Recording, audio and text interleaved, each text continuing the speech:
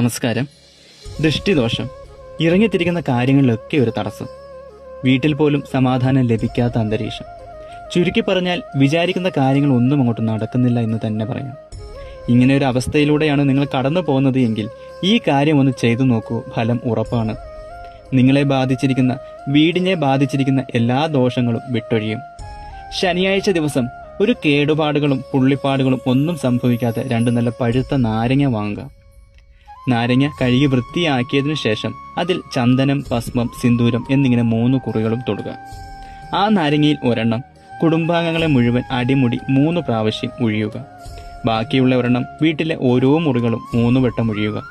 ഇങ്ങനെ ഒഴിഞ്ഞ നാരങ്ങ ഒരു പാത്രത്തിലിട്ട് വീടിന്റെ ഒരു ഒതുങ്ങിയ ഭാഗത്ത് സൂക്ഷിക്കുക.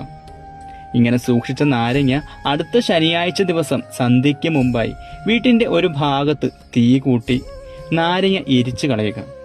ഇങ്ങനെ തുടർച്ചയായി 3-4 തവണ ചെയ്യുന്നതോടെ നിങ്ങളെയും വീടിനെയും ബാധിച്ച ദൃഷ്ടിദോഷവും ദുഷ്ടശക്തിയും എരിഞ്ഞൊടുങ്ങുകയും അതിനുശേഷം ജീവിതത്തിൽ ഐശ്വര്യവും കാര്യവിജയവും പുരോഗതിയും വന്നു ചേരുകയും ചെയ്യും.